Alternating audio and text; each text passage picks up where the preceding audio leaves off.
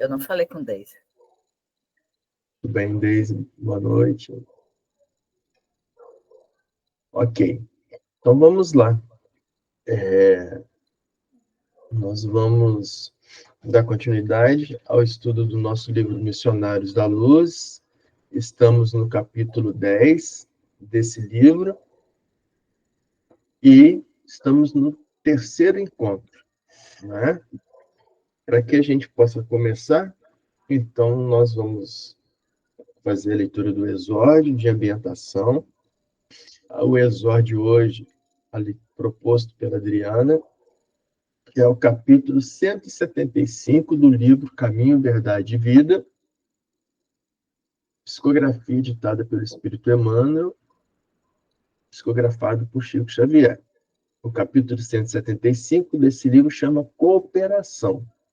Mas antes disso, a mensagem da agenda proposta pela Adriana é a data de 7 de setembro, em que a mensagem foi extraída do livro também, Caminho, Verdade e Vida, do capítulo 152 desse livro, traz uma mensagem de Paulo, que está na primeira carta aos Coríntios, capítulo 8, versículo 1.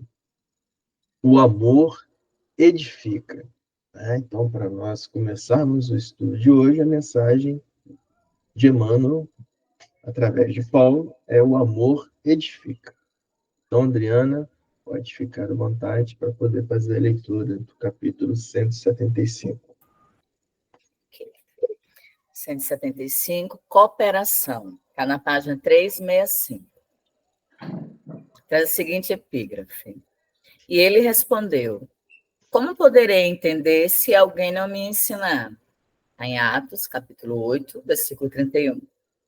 Desde a vinda de Jesus, o movimento de educação renovadora para o bem é dos mais impressionantes no seio da humanidade. Em toda parte, erguem-se templos, divulgaram-se livros portadores de princípios sagrados. Em toda parte, ergueram-se templos, divulgaram-se livros portadores de princípios sagrados. Percebe-se em toda essa atividade a atuação sutil e magnânima do Mestre, que não perde a ocasião de atrair as criaturas de Deus para o infinito amor. Nesse quadro bendito de trabalho, destaca-se, porém, a cooperação fraternal que o Cristo nos deixou, como norma imprescindível ao desdobramento da iluminação eterna do mundo. Ninguém guarde a presunção de elevar-se sem o auxílio dos outros, embora não deva buscar a condição parasitária para a ascensão. Referimos-nos à solidariedade, ao amparo proveitoso, ao concurso edificante. Os que aprendem alguma coisa sempre se valem dos homens que já passaram e não seguem além. Se lhes falta o interesse dos contemporâneos, ainda que esse interesse seja mínimo. Os apóstolos necessitaram do Cristo, que, por sua vez, fez questão de prender os ensinamentos de que era o divino emissário às antigas leis. Paulo de Tarso precisou de Ananias para entender a própria situação. Observemos o versículo acima, extraído dos Atos dos Apóstolos. Filipe achava-se despreocupado quando um anjo do Senhor o mandou para o caminho que descia de Jerusalém para Gaza. O discípulo atende e aí encontra um homem que lia a lei sem compreendê-la. E entram ambos em santificado esforço de cooperação. Ninguém permanece abandonado. Os mensageiros do Cristo socorrem sempre nas estradas mais desertas. É necessário, porém, que a alma aceite a sua condição de necessidade e não despreze o ato de aprender com humildade, pois não devemos esquecer, através do texto evangélico, que o mendigo de entendimento era o mordomo-mor da rainha dos etíopes, superintendente de todos os seus tesouros. Além disso, ele ia de carro e Filipe a pé. Que assim seja. Que assim seja, graças a Deus. Obrigado, Adriana, pela leitura do exórdio. Então, nós convidamos, então, agora, ambientados pelo exórdio, a Aliana para poder proferir a prece de início. Amado Mestre, mais uma vez aqui nos encontramos em busca de Tuas palavras de amor, de caridade, e que Teus ensinamentos nos levem ao Teu encontro. Este processo evolutivo aqui na Terra. Nesse encontro de hoje, Mestre, mais uma vez, através das leituras e das reflexões, que possamos encontrar a Tua presença, a presença dos irmãos desencarnados que nos acompanham e que nos intuem para que toda palavra aqui pronunciada sirva de exemplo e que possam ser usadas na nossa vida, no nosso dia a dia, para que cresçamos em prol do nosso planeta e em prol de nós mesmos. Que assim seja, graças a Deus. Que assim seja, graças a Deus. Obrigado, Eliana, pela prece de início. Então, ambientados, nós temos condição de retomar o nosso estudo do livro Missionários da Luz, no capítulo 10. Nós que paramos no encontro anterior,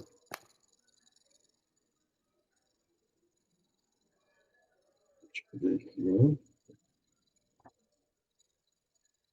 aqui.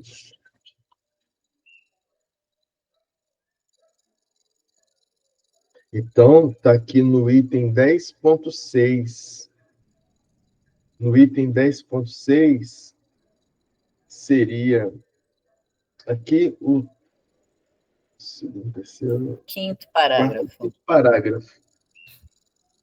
Ectoplasma, não é isso? Isso. O ectoplasma ou força nervosa. Pergunto se todos encontraram. Ok? Então, vamos lá. Então, uma explicação aqui de Alexandre para André Luiz, né? Logo após, o ectoplasma ou força nervosa, que será abundantemente extraído do médium, não pôde sofrer sem prejuízos fatais a intromissão de certos elementos microbianos. Então, está falando sobre o ectoplasma, e nós já falamos sobre o ectoplasma no encontro anterior. Na verdade, hoje, começaria aqui.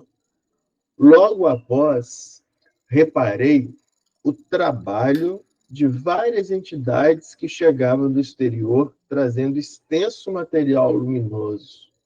São recursos da natureza, né?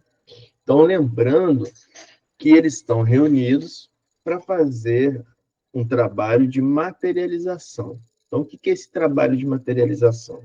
É um trabalho em que a entidade espiritual vai se manifestar visível para os encarnados.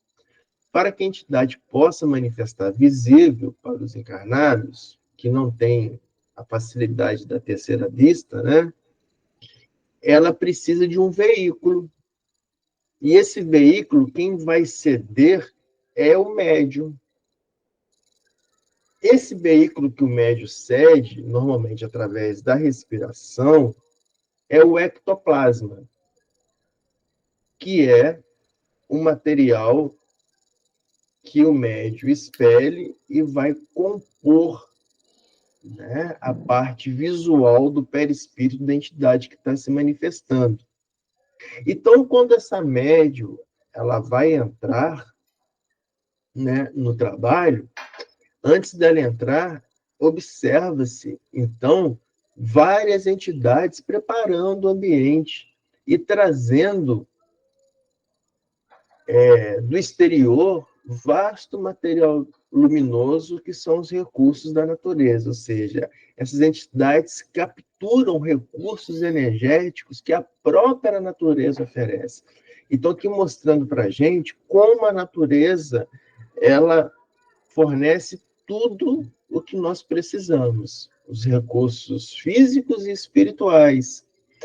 André Luiz, no livro Agenda Cristã, no capítulo 35 desse livro, ele tem um capítulo intitulado como Aprenda com a Natureza. E aí ele cita uma frase: resplandece o sol no alto a fim de auxiliar a todos, né? Então, começamos percebendo com o próprio sol, fornecendo para todos indistintamente recursos energéticos indispensáveis à vida no planeta, né? Além disso, tem um livro chamado Caderno de Mensagens. Esse livro é escrito por autores diversos, mas o capítulo 64 é chamado Bens da Vida, foi ditado por um espírito chamado Passos Lírio. Passos Lírio nos ditou para Chico a seguinte exposição, para um pouco melhor entender sobre esses recursos da natureza. Então, Passos Lírio nos diz: sob a forma de patrimônio comum, encontramos-las espalhados por toda parte, como expressão dadivosa da natureza. Então, é patrimônio comum toda essa energia que nos é dada e que é espalhada por toda a natureza. Continua o Espírito nos dizendo: tudo quanto existe vale por manifestação de sua presença, desses recursos luminosos e energéticos.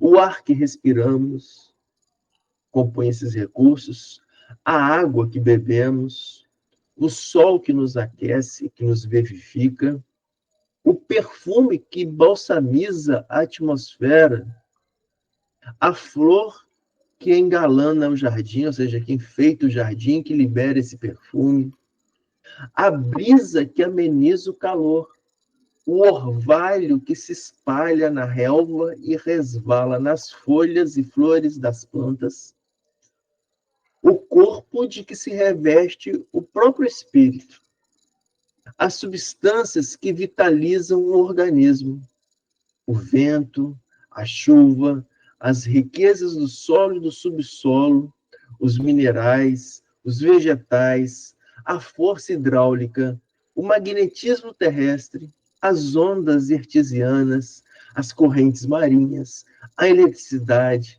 as fontes térmicas e minerais, a fauna e a flora. Tudo isto forma um majestoso conjunto de dádivas que o Pai Celestial põe à disposição de todos, sem que coisa alguma custe alguma coisa a alguém. Então, veja, a quantidade de recursos, né, que a gente não percebe, mas quando a gente escuta, né, o Espírito dizendo para a gente começa a ver a quantidade de recursos que nos é disponibilizado para que a nossa vida seja, como diz Paulo, né, vida em abundante, né? Mas que não tenhamos somente vida, mas que tenhamos vida em abundância, né? Então, são esses recursos que essas entidades capturaram energeticamente e trouxeram para o ambiente para ajudar na preparação desse ambiente tão importante para a materialização espiritual. Pergunto se alguém tem algum comentário nesse ponto. Não? Então vamos continuar.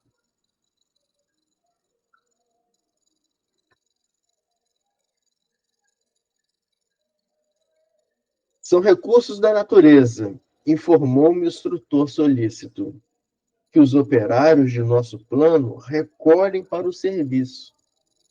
Trata-se de elemento das plantas e das águas, naturalmente invisíveis aos olhos dos homens, estruturados para reduzido número de vibrações. Então, são recursos da natureza. São recursos da natureza. Tem um livro chamado Cartilhas da Natureza, ditado pelo espírito Casimiro Cunha para a psicografia de Chico Xavier. O capítulo 71 desse livro chama As Águas. Casimiro Cunha nos diz que as águas é sangue vivo do planeta, na forma que aperfeiçoa. Nos campos do mundo inteiro, toda a terra te abençoa, né? Então, toda a terra nos abençoa através da água. Continua Casimiro Cunha. O teu impulso amoroso é vida, perfume, essência. És, em todos os recantos, mãe das forças da existência. Então, a água, né? Ela é mãe das forças da existência. O próprio perfume das flores, ele não chegaria a nós se não tivesse solubilizado em gotículas de água. Ele só é possível porque ele é solubilizado em água, né? Então, a água é mãe das forças da existência. Então, por isso que esse recurso nós utilizamos para fluidificá-lo, porque ele é um veículo condutor de energia pura. Por isso que nós conseguimos fluidificar a água. Continua Casimiro Cunha nos dizendo que a água santa, irmã da paz, da abundância e da limpeza, garante o dom da vida nas luzes da natureza. Doce bem da divindade, que envolve os lares e os ninhos. És a terna mensageira do amor de Deus nos caminhos. Então, a água importante e que eu aconselho a todos nas nossas reuniões colocar para ser fluidificada nos nossos encontros. Pois não, Guto? Me fez lembrar, essa semana eu vi alguma coisa no YouTube, um médico, tá, falando para as pessoas sobre o que pode e o que não pode comer, as pessoas perguntando a ele. Aí uma pessoa falou, eu vou no mercado, eu não sei o que eu posso, o que eu não posso comer, o que faz bem, o que faz mal, tudo parece que faz mal. Ele falou assim, eu tenho uma regra simples. Você faz a seguinte pergunta. Isso foi criado por Deus para esse fim? Se foi, como que não vai te fazer mal? Agora, se foi modificado, atenção. Em tudo você pergunta, tá? Porque aí você elimina um monte de coisas, tá? Que é criado pelo homem e que nem sempre vai te fazer bom. Eu achei aquilo uma besteira, até certa forma. Mas depois agora associando com essa leitura aí, tem muito sentido o que ele falou. Tá? Se a gente observar na natureza, o que Deus colocou na Terra para nos alimentar, para nos manter, a gente a partir daí pode deixar de lado muita coisa que o homem criou, né? Muito interessante, Guto, muito bem lembrado. E eu lembro aqui de uma palestra que eu estava participando no hospital essa semana, de nutrição, e a nutricionista dizendo para nós, né, sobre esse raciocínio do Guto, né? Então, quando eu vou fazer compra de alimentos, né, que eu procure comprar os produtos in natura. In natura. Tudo que for para o lado da manipulação industrial já não é bem-vindo, né? Então, por exemplo, né? Vou comprar minha fruta, minha salada, os alimentos de preferência integrais. Exemplo, o arroz, né? Qual que é a diferença do arroz integral para o arroz branco? Que o arroz branco ele sofre industrialização, né? Ele é polido, então retira uma grande parte de vitaminas.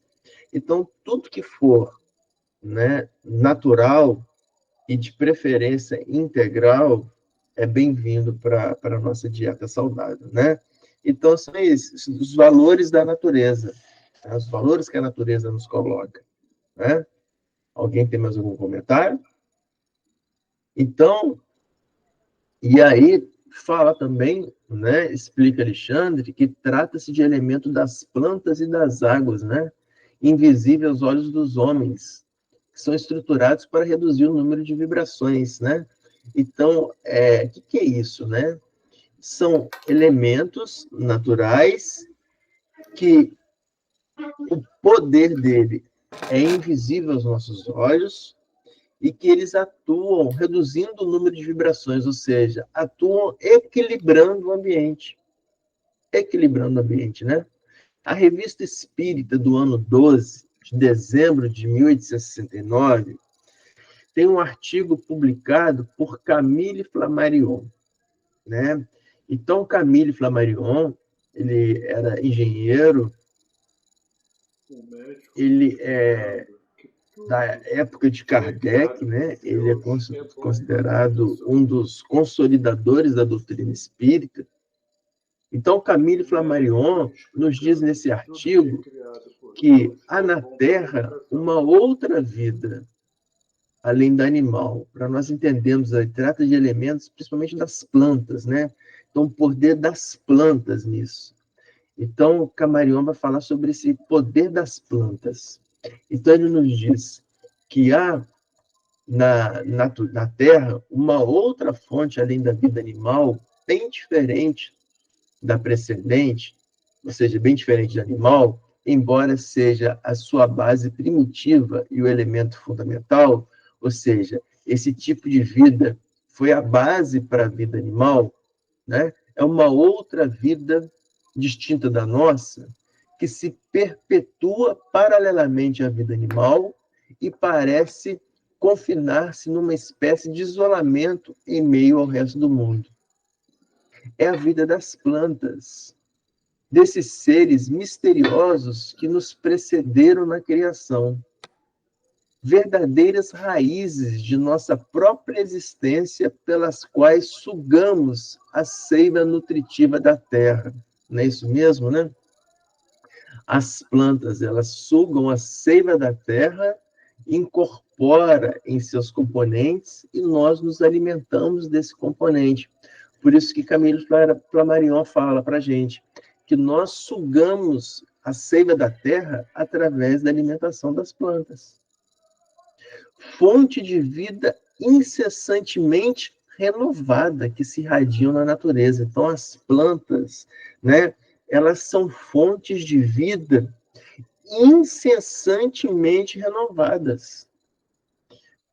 Primeiro, por que elas são fontes de vida, né? Porque a vida só existe no planeta devido às plantas. Porque elas têm a capacidade de produzir a matéria orgânica que nós necessitamos, né? O homem, ele é conhecido como um animal heterotrófico. O que é isso, animal heterotrófico? Animal heterotrófico é aquele tipo de animal que não consegue sintetizar a sua própria comida. Aí o pessoal vai e fala, né? Não, mas Marco, mas eu cozinho, né? Eu sei fazer meu arroz, meu feijão. Não, é sintetizar o seu próprio alimento, né? Endogenamente. Igual as plantas. As plantas são consideradas organismos autotróficos, porque elas sintetizam a matéria orgânica. Então, elas capturam o CO2, que é fonte de carbono, mas é inorgânico, o gás carbônico ele é inorgânico, não forma vida. Então, as plantas sintetizam, capturam esse CO2, sugam a seiva, a água do solo, da terra. Então, esse CO2, junto com a água sugada da terra e na presença da energia solar, então, se não tiver esse trio, sol, a energia do sol, a água, olha a bênção da água, e o CO2, que é a base do carbono, esse triângulo, olha de novo, Adriana, a trilogia, né? Triângulo, o CO2, a energia e a água, e aí as plantas fornecem a síntese de elementos orgânicos. Muito bem-vinda, viu, Bianca? Estamos com saudade de você. Oi, gente, boa noite.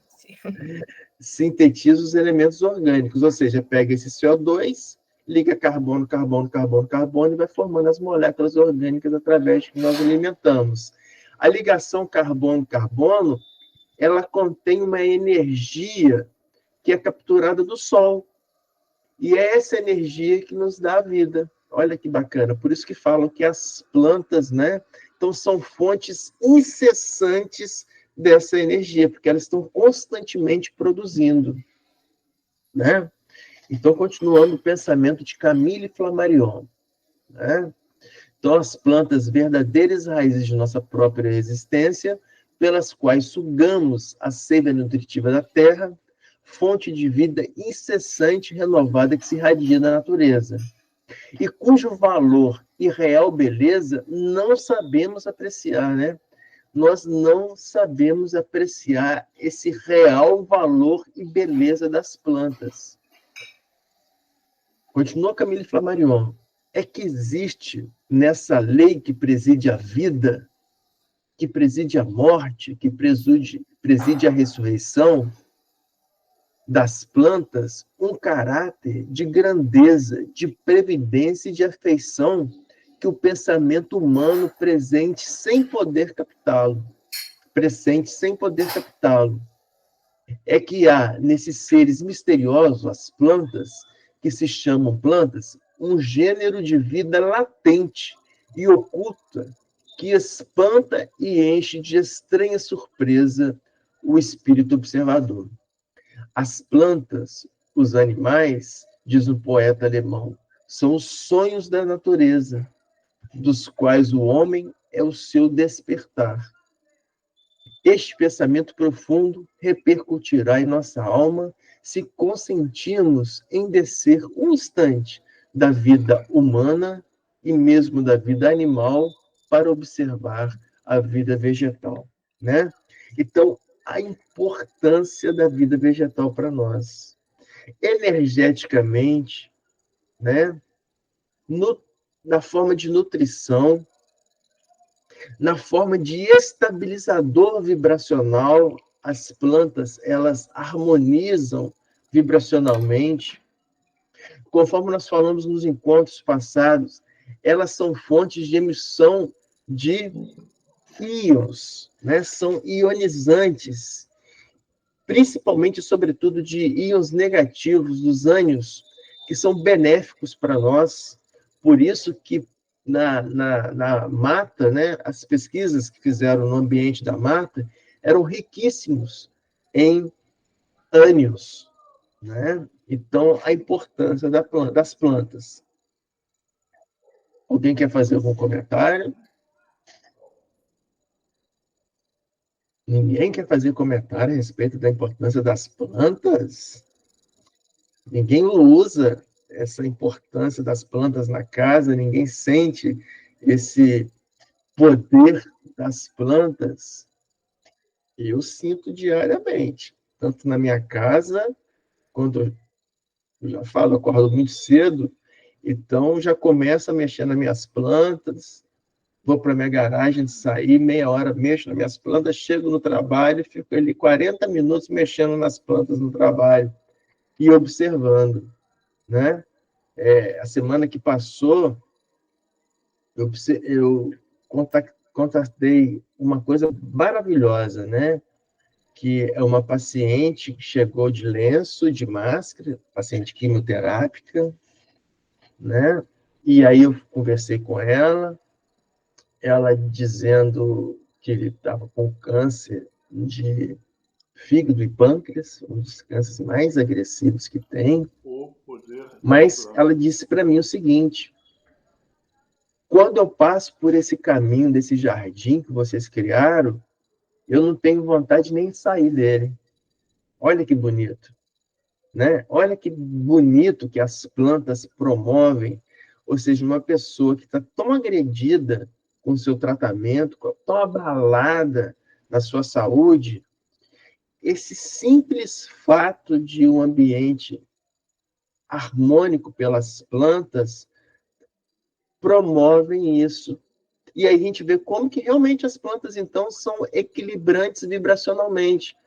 Porque essa paciente que chega naquele caminho, ela chega abalada vibracionalmente, mas tem uma estruturação tão grande que ela sente E legal que ela fala isso, que ela não tem nem vontade de sair daquele ambiente. Olha, que bacana. Um ambiente hospitalar, que geralmente os pacientes, né, quer chegar e sair rapidamente, não.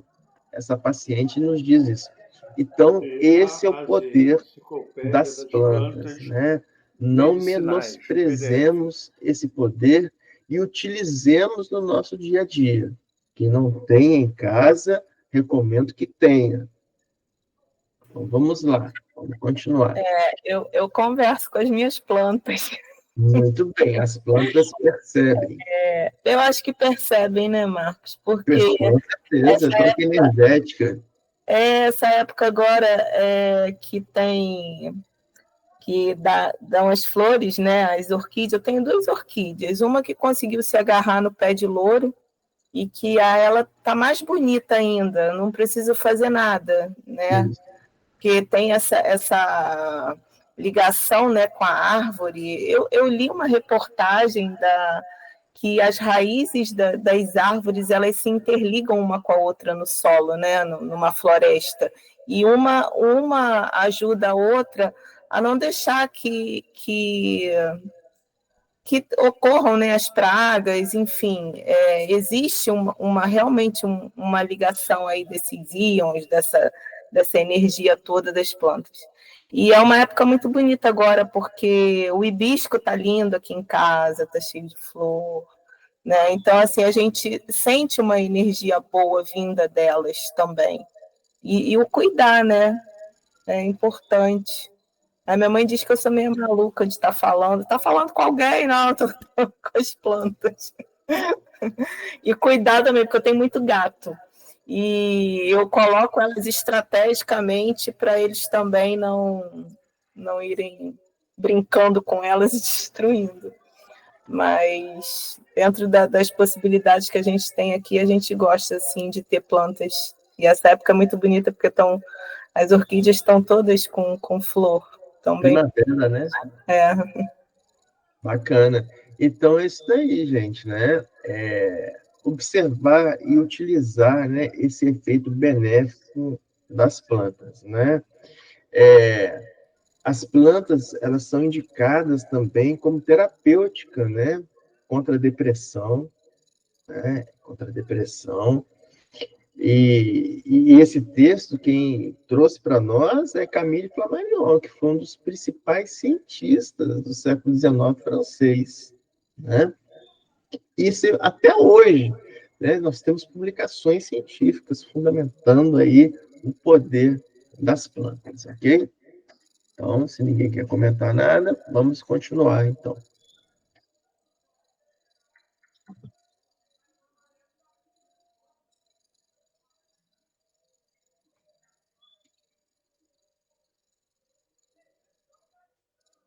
Aí ele disse aqui, trata-se dos elementos das plantas e das águas naturalmente invisíveis aos olhos dos homens, estruturados para reduzir o número de vibrações. E serão aproveitados nos trabalhos da noite? Perguntei, né? Diz André Luiz, faz a pergunta Alexandre. Sim, esclareceu Alexandre paciente. Esses recursos, né? Serão mobilizados pela ação dos orientadores. Nesse instante, pessoas familiarizadas com a reunião penetraram na sala, tomando os lugares que lhes eram habituais. Estabeleceu-se entre os encarnados ligeira conversação, na qual se comentava os trabalhos levados a efeito anteriormente.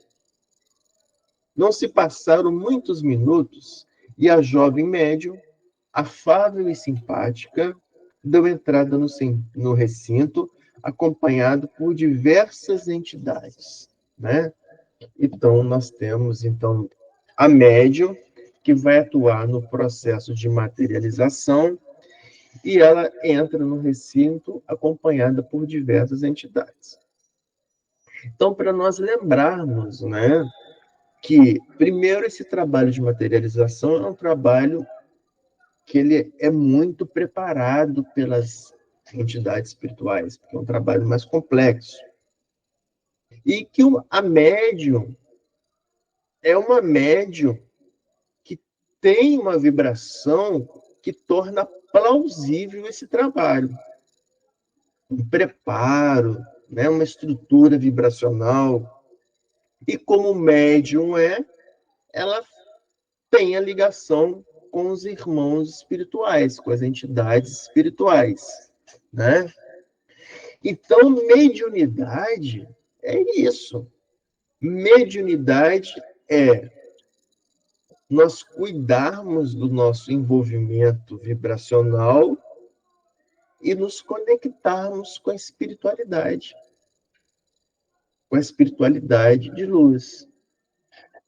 Tem um livro chamado Vozes do Grande Além. Esse livro também ele é ditado por autores diversos. O capítulo 55 desse livro, Vozes do Grande Além, chama Mediunidade e Espiritismo. Quem dita é o espírito Efigênio Vitor, para a psicografia de Chico Xavier. E ele nos diz o seguinte: mediunidade é atributo peculiar ao psiquismo de todas as criaturas. Então, todos nós somos médiuns, somos instrumentalizados pela espiritualidade. Continua o Espírito nos dizendo: Espiritismo é um corpo de princípios morais. Né? Então, o que é moral, segundo o Evangelho, segundo o Espiritismo? Moral é o conjunto de características que constituem o homem de bem. Isso que é moral. Características, virtudes do homem de bem. Então, Espiritismo é um corpo de princípios morais, dessas características que formam o homem de bem, objetivando a libertação da alma humana para a vida maior. Então, qual que é a finalidade do Espiritismo? É isso, promover a libertação do espírito para uma vida maior, ou seja, uma ascensão espiritual. O Espiritismo nos promove a compreensão do valor da minha moralidade, de eu investir nos meus conceitos morais para que eu possa ascender espiritualmente. E aí nos diz o Espírito médium, em boa sintonia, em boa sinonímia, segundo cremos, ou seja, a espiritualidade entende, quer dizer meio. Ou seja, nós somos meio de uso da espiritualidade. Médiuns, continua o Espírito nos dizendo, por isso existiram em todos os tempos.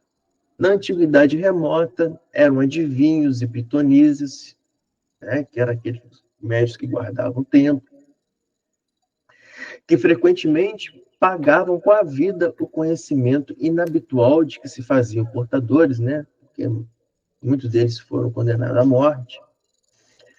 Vemos a mediunidade absolutamente sublimada em Nossa Mãe Santíssima, quando registra a visitação das entidades angelicais, né? Quando Maria recebe os anjos, mediunidade.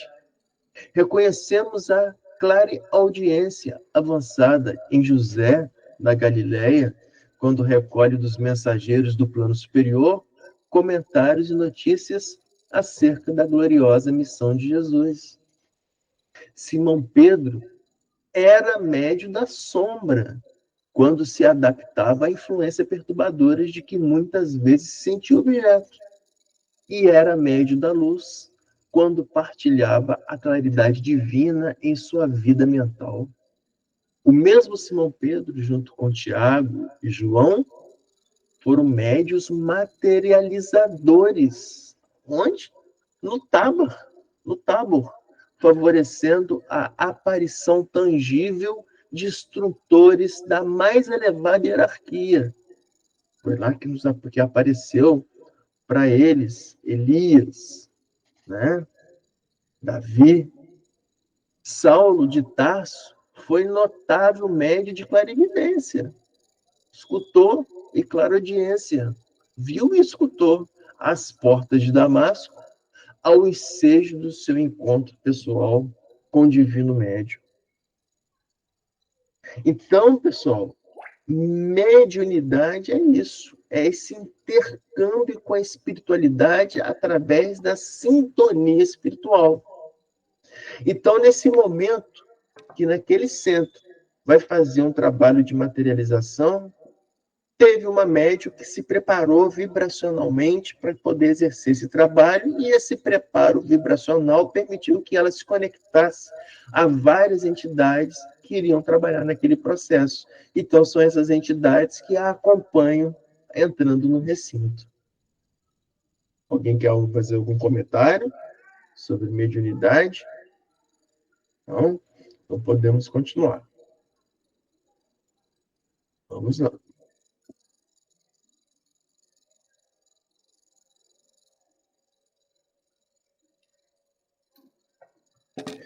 Esse exercia, então, deu entrada no recinto acompanhado por diversas entidades, dentre as quais se destacava um amigo de elevada condição, um amigo espiritual de elevada condição, que parecia chefiar o grupo dos servidores. Este exercia considerável controle sobre a moça, que a ele se ligava por tênues fios de natureza magnética. Né? Então, a ligação por tênues fios de natureza magnética, fios tênues. Por quê? Porque essa ligação nossa vibracional é tênue. Se eu me permito me abalar vibracionalmente, esses fios se rompem. Né? Então, a preocupação que devemos ter continuamente com a nossa manutenção vibracional, e que é difícil, né? Muito difícil. Nós temos que praticar e pelo menos entender a necessidade disso diariamente. Tem um livro chamado Vozes do Grande Além. Esse livro também de autores diversos, que é aquele livro que eu falei para vocês,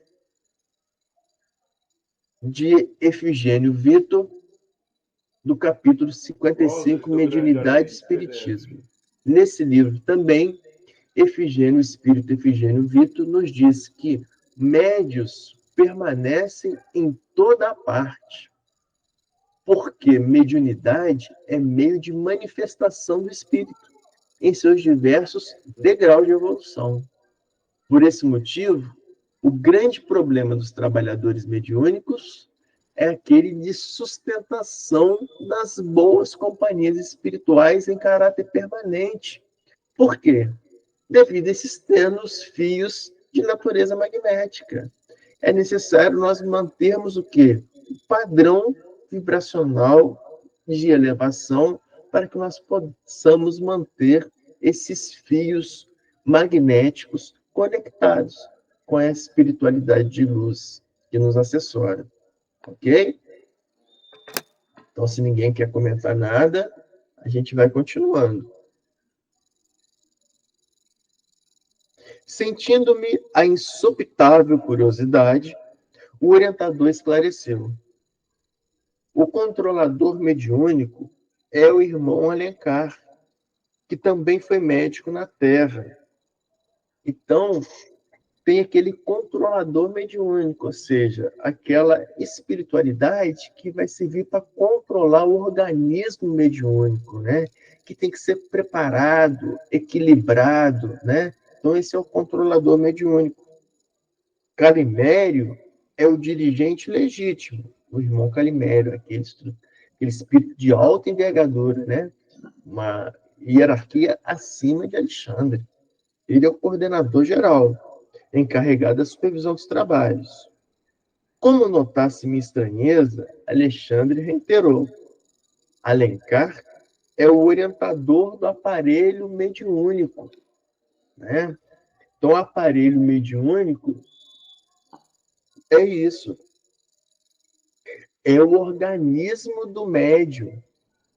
O aparelho mediúnico é o organismo completo do médium. Ele precisa para estar totalmente equilibrado, para poder servir eficazmente de ligação com a espiritualidade. Então, Alencar é o orientador do aparelho mediúnico para as atividades de materialização propriamente ditas. Aproximemo-nos dele. Muito sensibilizado, recebi a saudação do novo amigo que nos acolheu afetuosamente. Ser-nos-á muito útil a presença de ambos, disse-nos, fixando o meu instrutor em particular, porquanto necessitamos de colaboradores para o auxílio magnético ao organismo mediúnico. Então, necessitamos de colaboradores para o auxílio magnético ao organismo mediúnico, ou seja, naquele processo de materialização, exige tanto do organismo mediúnico que tem que ter colaboradores para manter o equilíbrio desse organismo. Herculano Pires tem um livro chamado Mediunidade. O capítulo 4 desse livro é chamado Energia Mediúnica. E aí, Herculano Pires nos explica um pouco sobre esse processo de materialização. Herculano Pires nos diz que a materialização não é um fenômeno físico, mas um fenômeno fisiológico. O que é isso? Fisiológico. Que aproveita de todo o funcionamento do organismo. A materialização ela é fisiológica, ela vai utilizar de todo o nosso funcionamento do organismo para produzir esse fluido que vai ser liberado, e esse fluido que sai de nós, produzido pelas nossas próprias células, esse fluido etéreo é que vai ser o envoltório do espírito que vai se manifestar. Então, a materialização ela é processo fisiológico do nosso organismo. A ação do espírito sobre o médium, qual espírito? Desses controladores mediúnicos, esses irmãos controladores mediúnicos.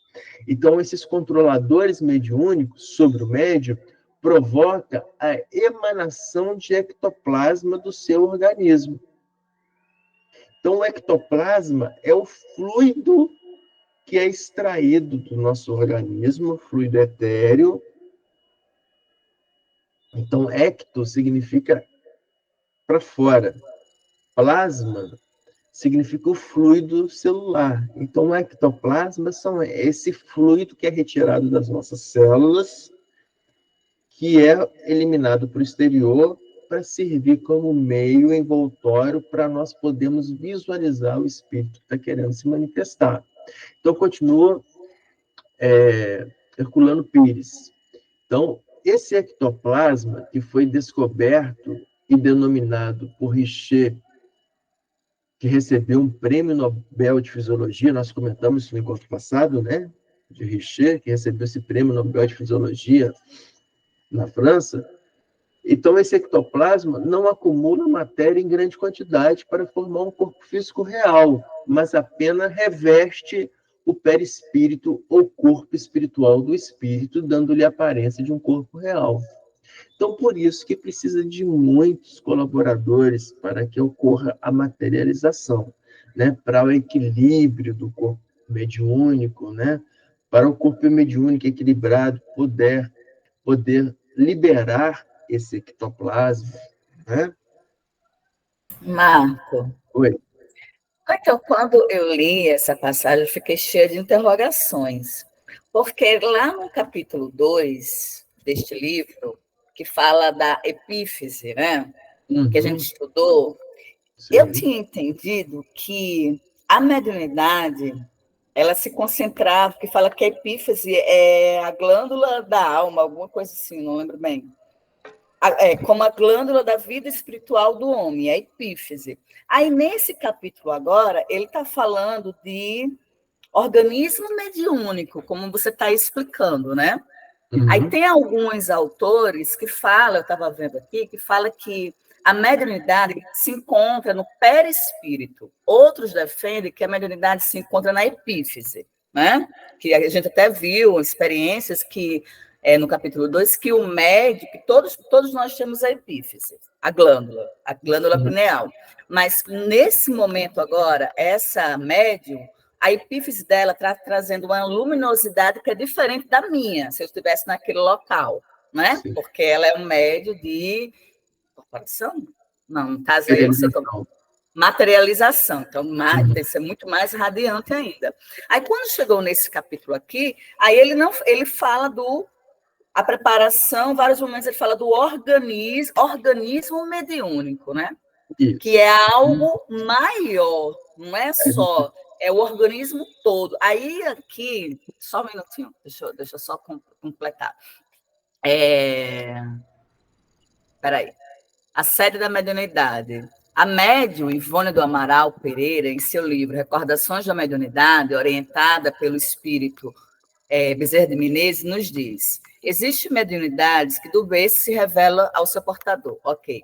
E estas mediunidades são as mais seguras, ok. Frutos de longas etapas reencarnatórias, durante as quais os seus possuidores exerceram atividades marcantes, assim desenvolvendo forças do perispírito. Aqui, ó, força do perispírito, sede da mediunidade, né? Outro também aqui fala, Hermínio, ele diz, ratifica esse pensamento, o pensamento de Ivone do Amaral. Ele fala que a tendência natural de quem observa a mediunidade em exercício é a de considerar o médium como um corpo físico, quando, na realidade, médium é o perispírito.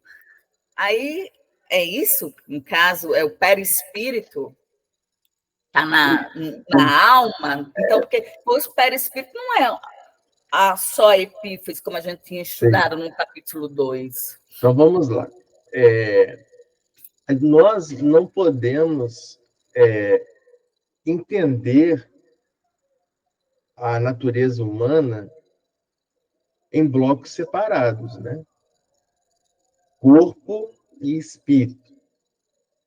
Aí a gente não vai entender nada do espiritismo. É um conjunto. Até porque a gente também viu que não pode separar o corpo do espírito. Né? É um conjunto, né? Porque senão estava desencarnado. Não. Isso. Então, é um conjunto. Então, não é separado. Conjunto. Certo. Então, a gente não pensa com o espírito? Sim. Pensa com o espírito. Mas o pensamento do espírito, ele é processado onde? Para nós podermos materializar o pensamento? No cérebro. Porque o cérebro é o órgão de receptor para poder transmitir os impulsos nervosos para o corpo. Então, conexão entre espírito e corpo. Na mediunidade, a mesma coisa. Quem é médium não é o corpo, é o espírito. É o espírito. Só que nós somos um conjunto.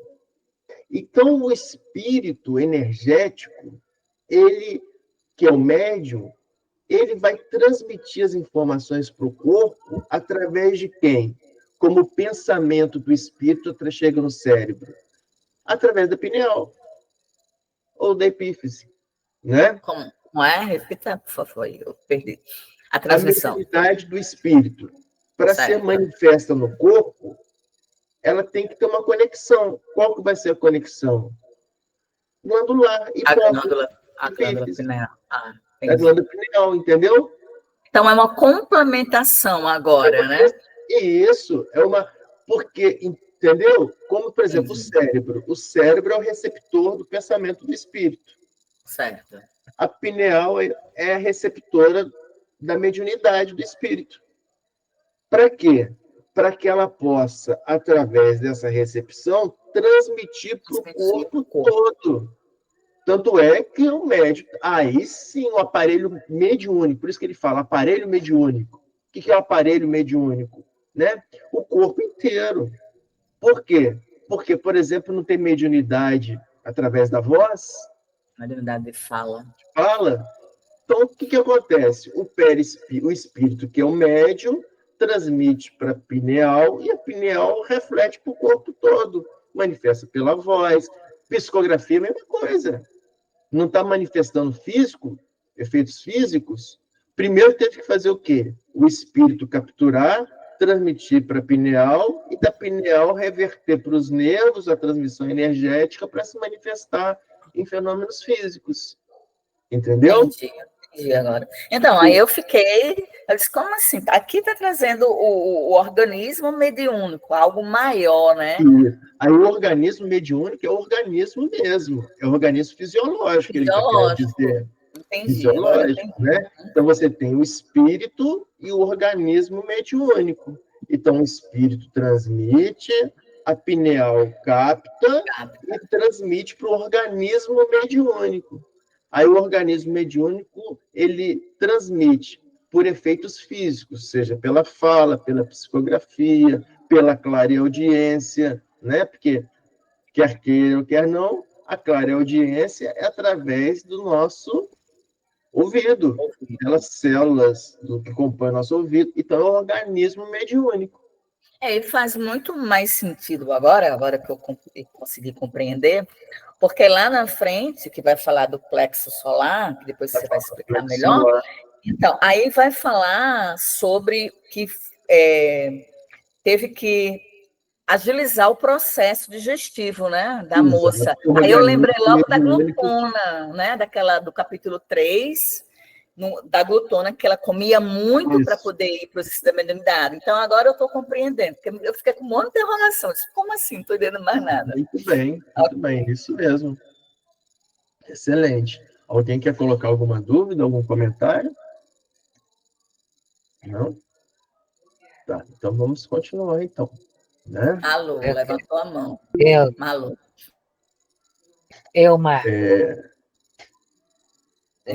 Marco. Vamos lá. Marco. Oi. Malu levantou a mão. Eu levantei a mão. Me diga uma coisa, não se fazem mais... Peraí, só um minuto. Malu, acho que ele não está ouvindo. Está ouvindo, Marco? Estou ouvindo. Está ouvindo? Está ouvindo? Qual é a finalidade de uma sessão de espírita com materialização? A maior percepção do espírito, né? Visual. Do espírito visual. A materialização é como se fosse assim, pegasse um pó e jogasse no espírito, e esse pó grudasse no espírito para a gente poder ver ele. Entendeu? Porque, por exemplo, numa reunião espírita, tem que ser uma coisa muito, muito dirigida, né, para ter uma sessão de materialização. Porque eu nunca vi, né, eu já li muito, tem muitas fotografias, inclusive, mas a finalidade propriamente dita, a pessoa está com problema, aí reúne, quer chamar um dirigente espírita para fazer uma sessão de materialização para ver o que está acontecendo? É isso? Materialização é só para você ver o espírito que está se comunicando, só para isso. Só para poder comprovação, né? Tipo como se fosse assim, uma comprovação, né? Comprovação. Cristo não precisou fazer isso. Cristo não precisou de se materializar para chegar perto de Tomé e falar para Tomé tocar na chaga dele. Por isso que é muito, muito raro, né? Raríssimo. Raríssimo. Eu só vi fotos. Também. O ectoplasma. Né? Mas assim, né? É igual no próprio livro fala, né? Que nem se recomenda, né, dar continuidade a isso, né? Por quê? Porque, na verdade, nós temos que crer no que nós não vemos. Essa é a fé. Temos que crer no que não vemos. E somente quando nós cremos no que não vemos, nós desenvolvemos sentidos para perceber o além, para perceber o que normalmente não é perceptível. Eu já vi fotos, inclusive, de... Não me lembro agora em que livro. Eu li Camille Flammarion muitos anos atrás.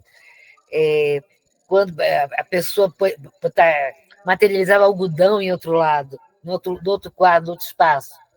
Já deve ter ouvido falar nisso também. Sim. Uhum. Mas o Chico, ele materializava perfumes, materializava pétalas de rosas, né?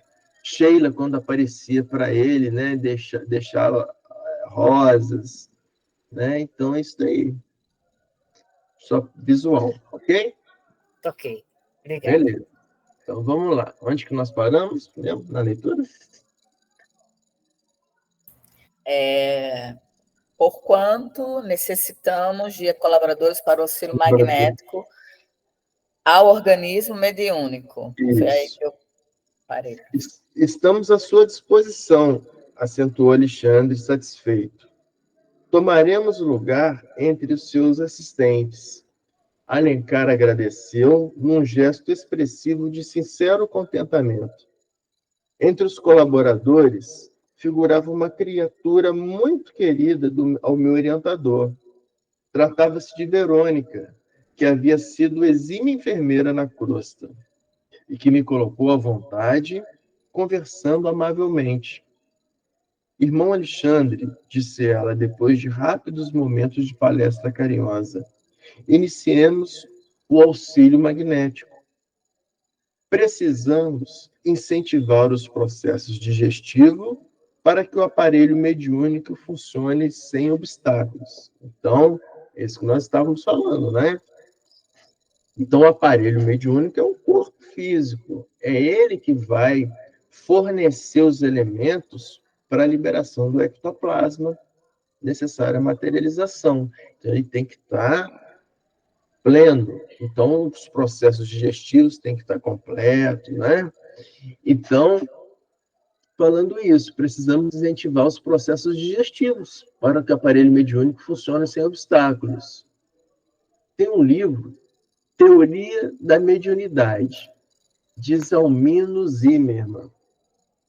Um livro médico falando sobre mediunidade. O capítulo 13 desse livro é chamado Aspectos Neurofisiológicos do Processo Mediúnico. E aí ele fala, Adriana, numa parte que eu sabia que você fala comentar, e eu peguei e trouxe essa parte aqui. A pineal foi pela primeira vez descrita por Herófilos de Alexandria como a válvula que regula o fluxo do pensamento. Então, a pineal, ela capta do perispírito, do espírito, né? Em 330 a.C., isso já era conhecido, citada por Descartes, né, um dos filósofos iluministas, né, como a sede da alma. Por quê? Porque é ela que captura tudo que o espírito transmite. Foi com o isolamento de seu principal hormônio, a melatonina. Então, a melatonina é um hormônio produzido pela pineal, que foi descoberta por Lerner, na Universidade de Yale, a partir de 1959, que cresceu o interesse do mundo científico em esclarecer suas funções fisiológicas da pineal, né? Então, para nós lembrarmos aí da importância da pineal, tanto física quanto espiritualmente. E nesse livro também traz que, ao comunicar-se, o espírito muitas vezes sequer tendo consciência do que ocorre com apoio nos recursos neurofisiológicos propiciados pelo organismo mediúnico.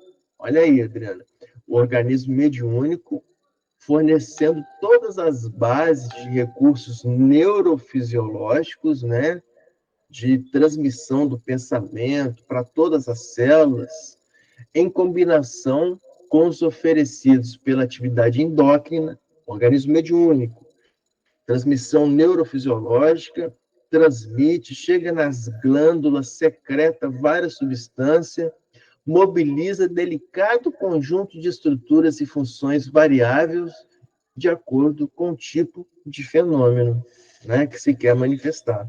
Por isso, o aparelho mediúnico. Então, complexo de manifestações orgânicas e fisiológicas para que possa resultar no tipo de mediunidade física, seja psicografia, clareaudiência, clarevisão, né, e a própria materialização. Ok? Algum comentário? Então, vamos continuar.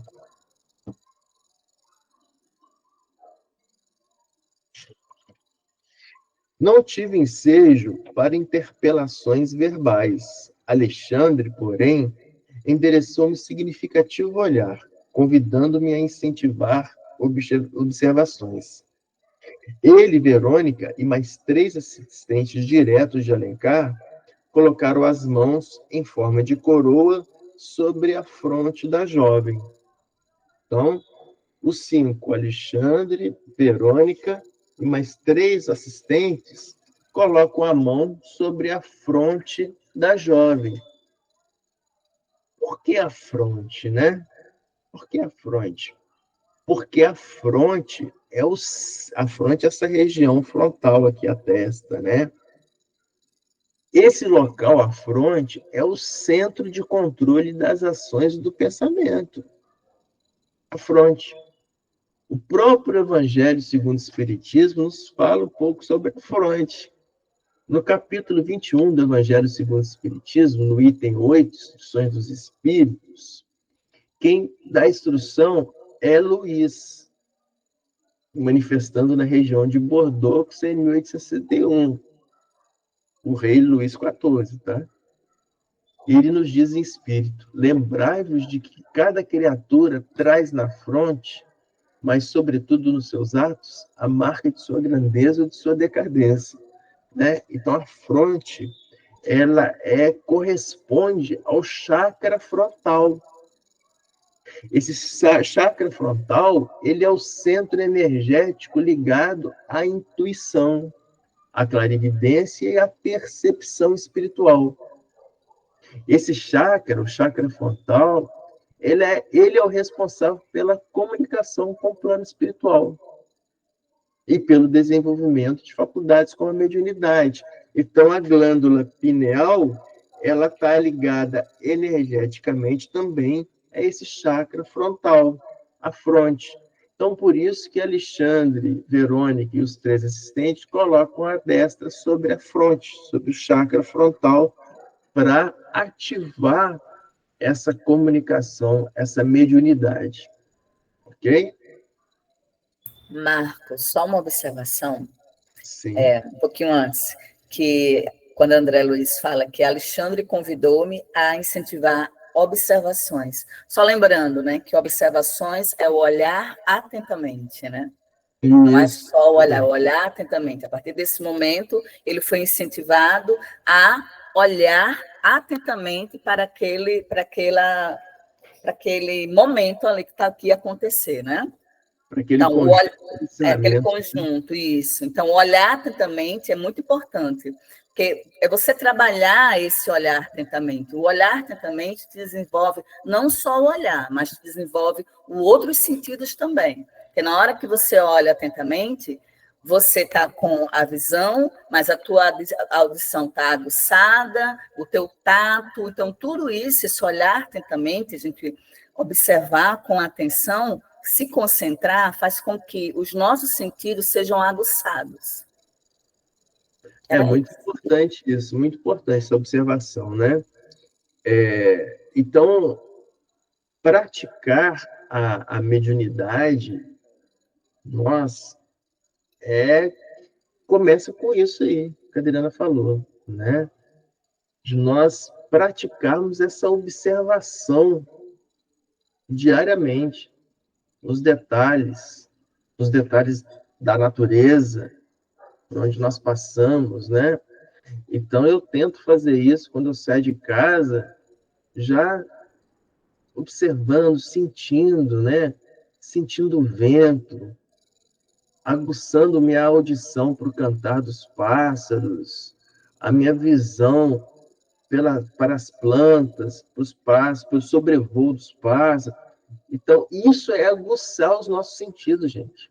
Aguçar o poder observacional, entendeu? Porque quando você pratica isso, você começa a perceber muito mais do que está no seu caminho, do que está no seu redor, né? E isso é mediunidade.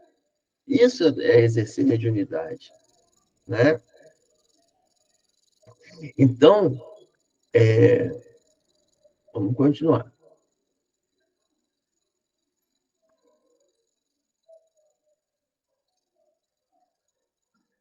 Sobre a fronte da jovem. Isso.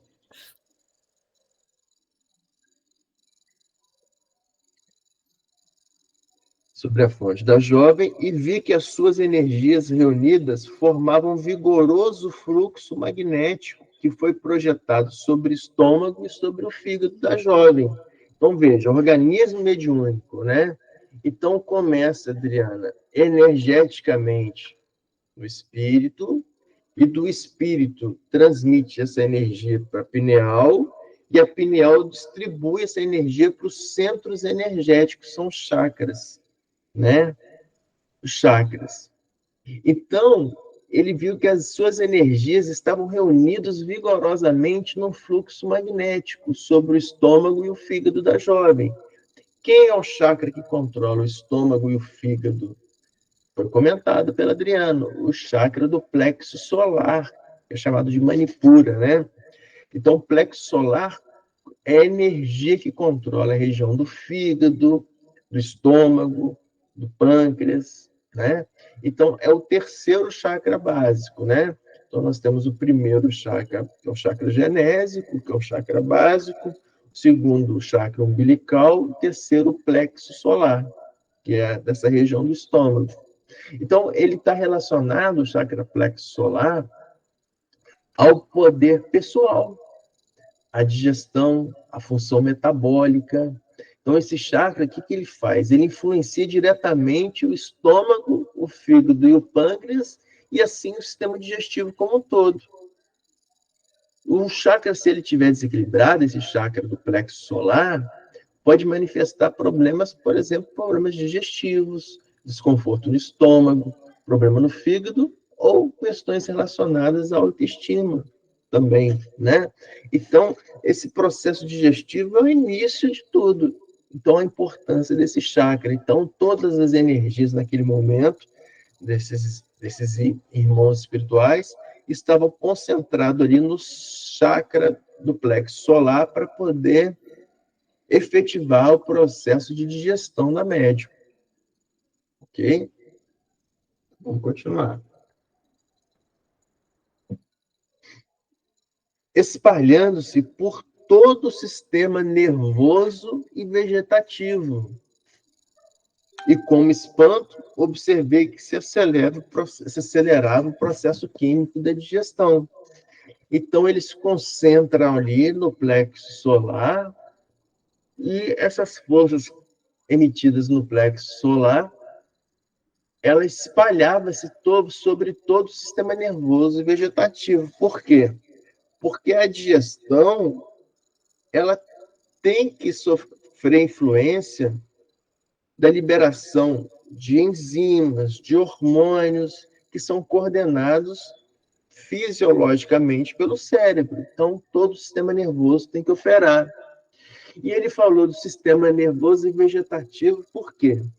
Para nós lembrarmos que o sistema nervoso, que é o sistema que transmite as informações nervosas para o nosso corpo todo, então vamos lá, o espírito capturou a mensagem espiritual, transmitiu para a pineal, energeticamente ela transmite as informações para o cérebro, e fisiologicamente o cérebro transmite através do sistema nervoso, comunicando todo o corpo, até o dedão do pé.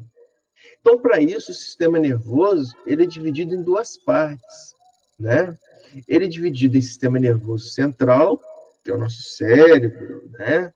Nosso bulbo, e o sistema nervoso periférico, que são os nervos periféricos. E esse sistema nervoso central, que é composto pelo cérebro e a medula espinhal, cérebro e medula espinhal, o sistema nervoso central, processa informações e joga para o sistema nervoso periférico. O sistema nervoso periférico, que é de onde se ramifica o sistema nervoso central, ele alcança o resto do corpo. E esse sistema nervoso periférico ele é dividido em duas partes. O sistema nervoso somático e o sistema nervoso vegetativo. Então, estou explicando isso por quê? Porque ele falou lá em cima do sistema nervoso vegetativo. Então, o sistema nervoso periférico, ele se divide em sistema nervoso somático e vegetativo. O sistema nervoso somático é aquela parte do nosso sistema nervoso periférico que controla as ações voluntárias.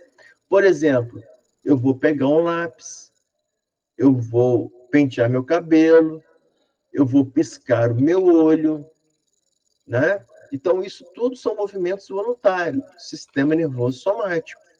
Mas, de uma outra forma, o sistema nervoso periférico também, ele é formado pelo sistema nervoso vegetativo, ou autônomo. O que é isso? É um sistema nervoso que independe da nossa vontade. Por exemplo, os batimentos cardíacos. Mesmo eu não querendo, meu coração está batendo. A minha digestão, mesmo eu não querendo, minha digestão está estimulada. A minha respiração, mesmo eu não pensando, eu respiro automaticamente. Né? A dilatação das pupilas, mesmo eu não querendo, a minha pupila está dilatada, permitindo a luz entrar nos meus olhos.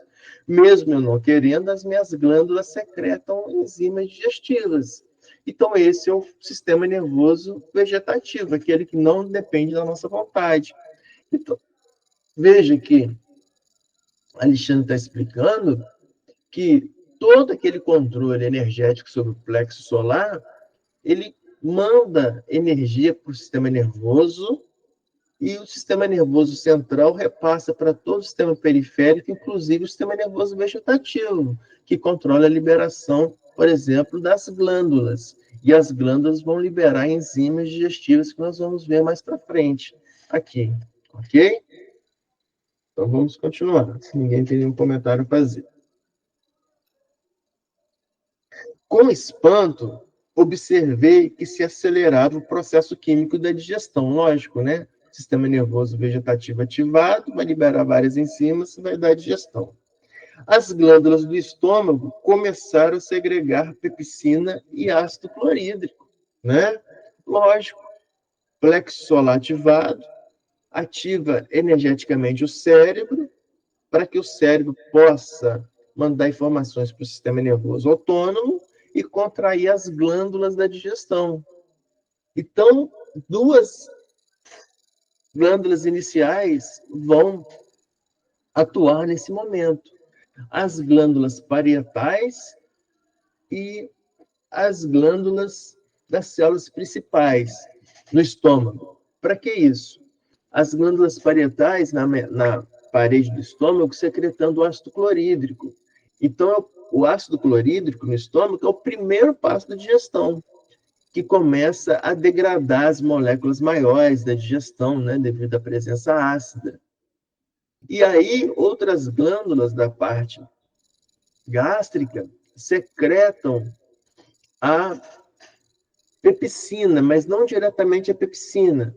O estômago, ele secreta um hormônio inativo, que é chamado pepsinogênio. Esse pepsinogênio, quando está no ambiente ácido, o pepsinogênio, aí sim, ele é convertido em pepsina. Veja o processo da digestão, né? Só se a digestão estiver ativa, que está liberando o ácido clorídrico, esse pepsinogênio ele se torna ativo, formando a pepsina. E aí a pepsina, uma vez ativa, ela vai atuar ajudando a degradar as proteínas. Então, veja a digestão começando no estômago, né? Ácido clorídrico proporciona um ambiente ácido para que possa começar a degradar os alimentos, e também esse ambiente ácido proporciona a transformação do pepsinogênio produzido pelo estômago em pepsina, e a pepsina atua quebrando, por exemplo, as proteínas da carne, né? Iniciando a digestão toda no estômago. Então, veja esse processo complexo que é auxiliado pelos irmãos espirituais, energeticamente. Ok? Algum comentário? Não? Então, vamos aqui. Então, as glândulas do estômago começaram a segregar pepsina e ácido clorídrico em maior quantidade, transformando rapidamente o bolo alimentar.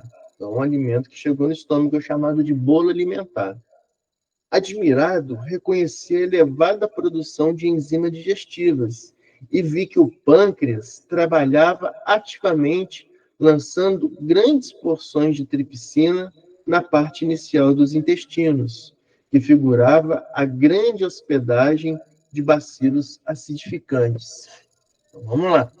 Então, veja que está a digestão começando no estômago, mas o cérebro tem que mandar sinal para o pâncreas, pâncreas, acorda aí e ajuda o estômago, porque você tem que secretar também a tripsina.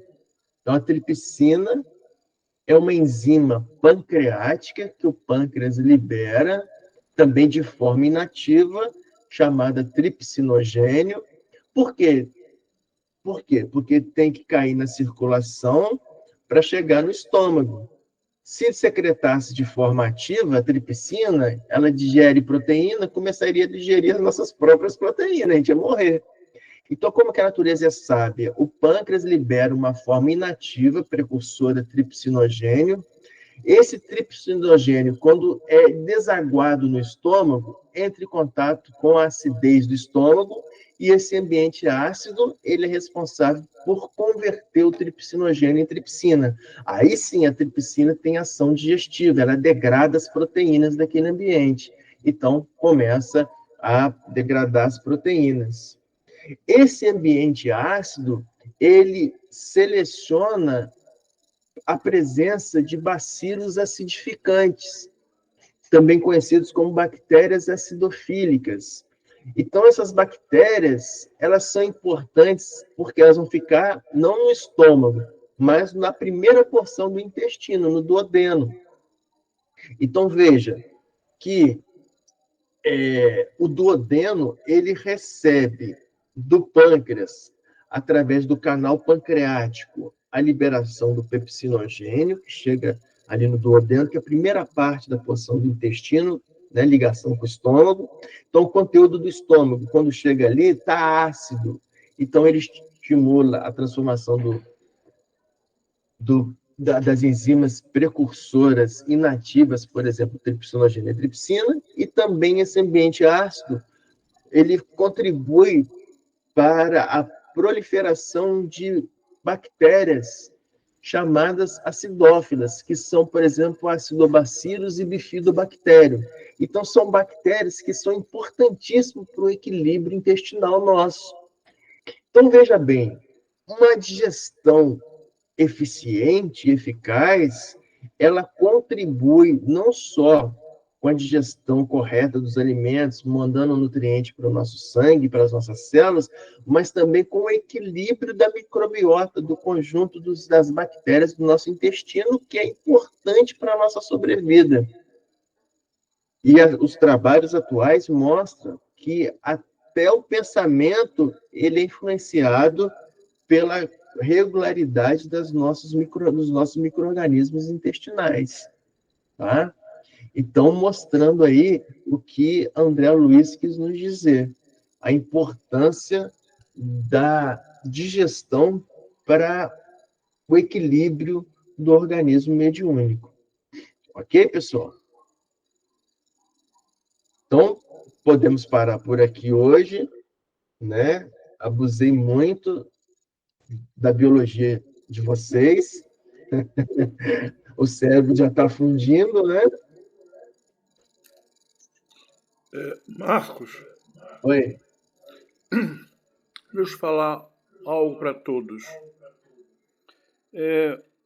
No decorrer dos nossos estudos, você fundamenta o que você está dizendo, muitas das vezes, na literatura que você se refere àquele assunto.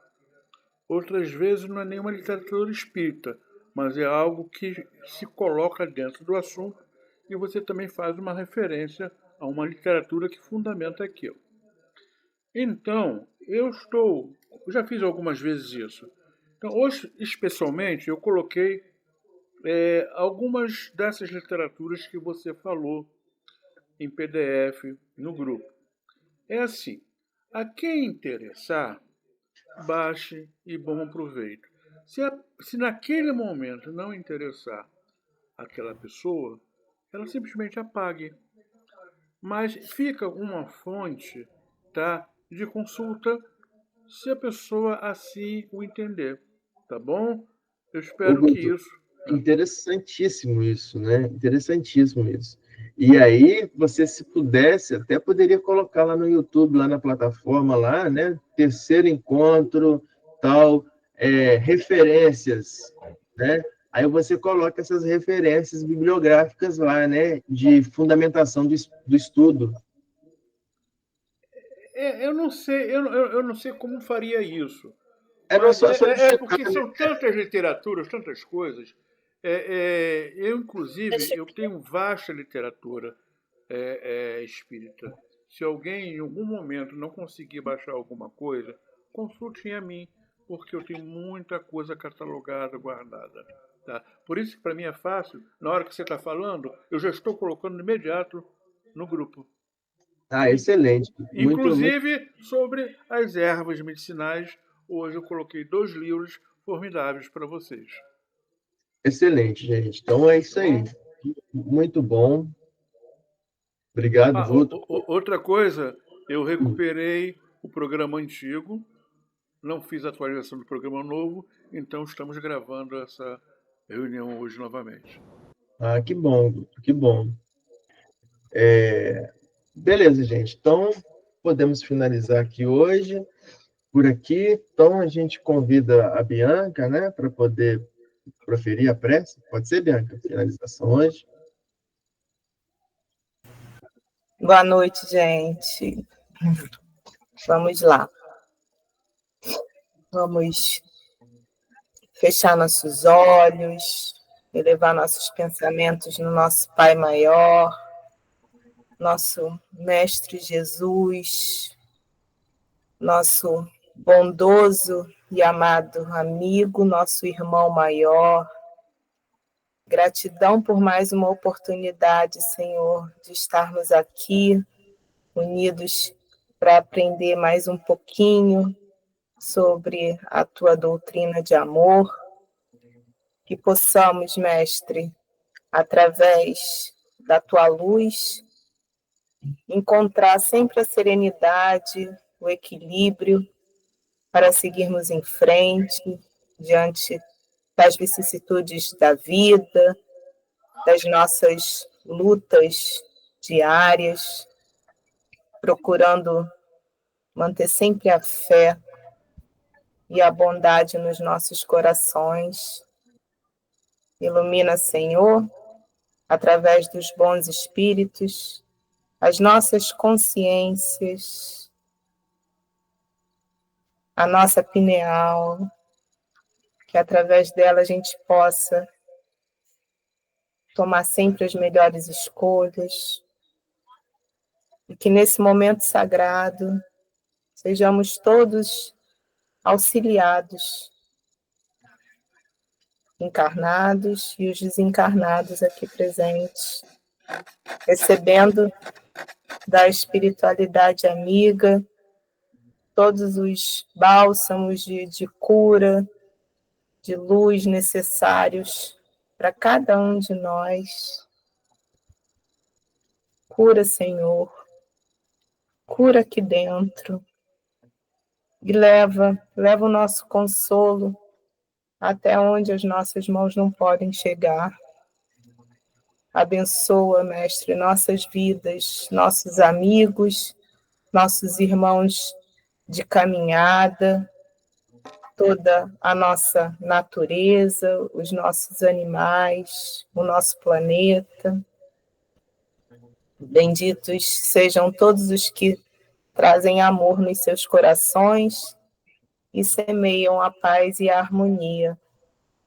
Que a nossa noite seja abençoada pelo nosso Mestre Jesus, por nossa Sagrada Mãe Maria, trazendo o descanso necessário ao nosso corpo físico, nos iluminando de muita paz, de muita proteção ao longo da nossa caminhada aí. Minha Senhora e também minha Mãe, eu hoje me ofereço todo a vós, e em prova da minha devoção, eu hoje vos dou meu coração. Consagro a vós meus olhos, meus ouvidos, minha boca. Tudo o que sou, desejo que a vós pertença. Incomparável Mãe, guardai-me e defendei-me como filho e propriedade vossa. Que assim seja. Graças a Deus. Graças a Deus.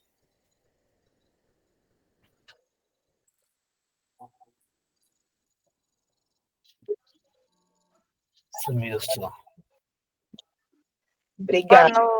Obrigado pela prece, Bianca. Estava sem som. Agradeço todos pela presença e até quarta-feira que vem. Até mais. Boa noite, tchau, tchau. Boa noite a todos. Tchau, tchau. Até mais.